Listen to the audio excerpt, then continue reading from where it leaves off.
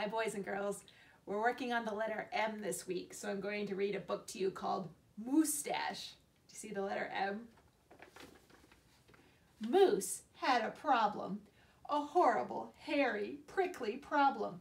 It grew right below his nostrils and just above his upper lip. A moustache. Now, not a few spare hairs or a shy little stubble.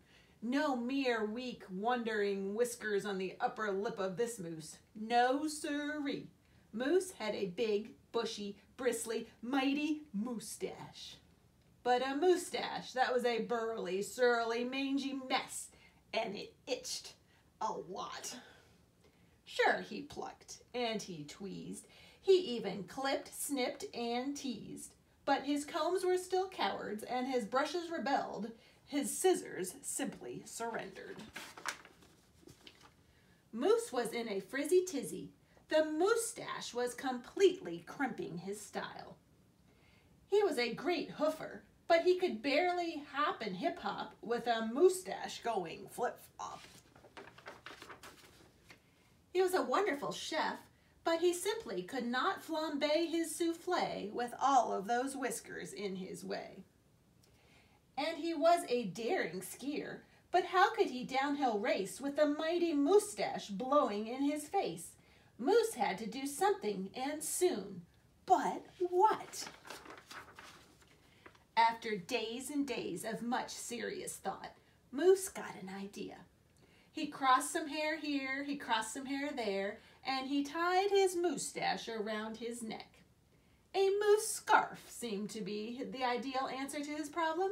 It was so simple, so easy, so perfectly perfect. But then his moustache got knotted and mangled and horribly tangled, and those hundreds of hairs still prickled and tickled. Worse, Moose could barely take a breath with all that moustache wrapped around his neck. But now what? What? The miserable moose took hold of a hunk of hair and he wrestled it, then roped it. He tethered, tied, tamed. Aha! A moose tail. Now that was so simple. That was so easy. That was not so perfectly perfect. Talk about a dizzy do. Mouse didn't know if, or Moose didn't know if he was coming or going. Backward, forward, this way, that. He didn't know which end was which. Moose had to bail on the tail. And so he thought and thought and thought some more, but no other idea was a worthy winner. Braids were a bother. A moustache sweater? Too sweltering. Net? Not. Poor Moose. His problem was truly terrible, unbearable, just downright sad. He felt so alone, he didn't know what else to do. Then, call it fate, call it destiny, it was probably dumb luck. But one day, Moose tripped on his moustache and just had no time to duck. Oof! Pardon me, they both said as they bumped. Then they blinked, and they stared, and their hearts went thump-a-thump. She was a moose with a bouffant so bodacious, outrageous, well, it was just plain old big. Hair after hair piled higher than high, a skyscraping dew of glorious curls, a tower of swirling twists and twirls. She was simply splendid, stupendous, absolutely superb. Of course, Moose had to ask how she did what she did to get such a do. Ms. Moose winked and then whispered, just a little glue.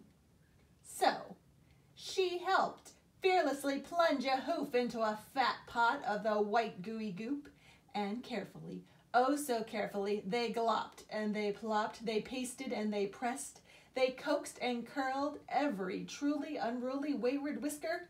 Around and around they tweaked and twirled those horrible hairs until Moose's once mangy mess was now a wondrous winding wave of marvelous moustache. Moose gazed in the mirror and smiled a broad, moosey smile. He was so happy, so glad, just giddy with glee. He looked dashing and handsome. Moose gushed, "Is that really me?" With not a care for one hair, the moose pair boogied and bopped. They skied downhill, even uphill, and their cooking was hot, hot, hot. So, of course, it wasn't long after that Moose and his Moosetache and his beautiful bride foxtrotted and tangoed and waltzed down the aisle. Good hair days, bad hair days, they vowed to love and to cherish, and with hearts heaped with love and pots filled with goop, they both sighed, "I do," glue, and promised never to part. It was so simple, so easy, so perfectly perfect, and it stuck. Thanks, boys and girls. I miss you.